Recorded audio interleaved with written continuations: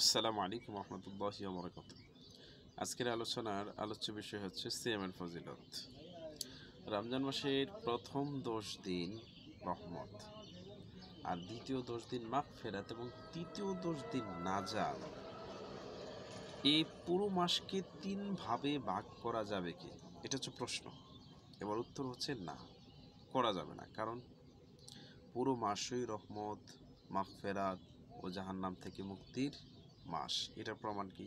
সহিহ বুখারীর হাদিস নাম্বার হচ্ছে 1898, ইসলাম ফাউন্ডেশন বাংলা হাদিস নাম্বার হচ্ছে 177, তৃতীয় খণ্ড, পৃষ্ঠা হচ্ছে 245, পৃষ্ঠা নাম্বার হচ্ছে কত? 245 ও 3277।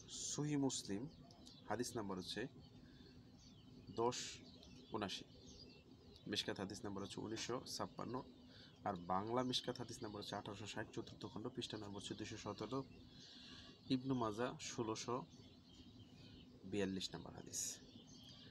তাই এ ব্যাপারে আমরা প্রমাণ পেয়ে গেলাম। আসলে ছোটো থেকে এগুলো আমরা অনেক কিছু দেখে এসেছি বা শিখে এসেছি, কিন্তু প্রকৃতপক্ষে এখন এমন একটা সময়, যে সময় আসলে অন্ধ অনুসরণ বা অন্ধকরণের সময় না।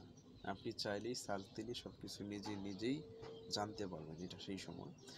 এই জন্য আশা করব এই মাসকে এইভাবে ভাগ না করে পুরো মাসটা এরকম রহমত আছে, নাজাত আছে, বরকত আছে, জান্নাতে যাওয়ার ওয়ে, তারপরে জাহান্নাম থেকে মুক্তি পাওয়ার ওয়ে, সব কিছুই পুরো শুরু থেকে শেষ পর্যন্ত মাসের মূল্যায়নটা কম না। তবে হ্যাঁ, লাইলাতুল কদরের জন্য মাসের শেষ অংশটুকু বিশেষ গুরুত্বপূর্ণ। এই জন্য শেষের ওইটুকু আমরা শুধুমাত্র লাইলাতুল কদরকে অনুসন্ধান করার জন্য, ওই রাত একটা রাতকে খোঁজার জন্য শেষ 10 দিনকে আমরা বেছে নিতে পারি। তার মানে এইভাবে আলাদা আলাদা করা যাবে না। প্রমাণ হয়ে গেল, সব কিছু পেয়ে গেলাম।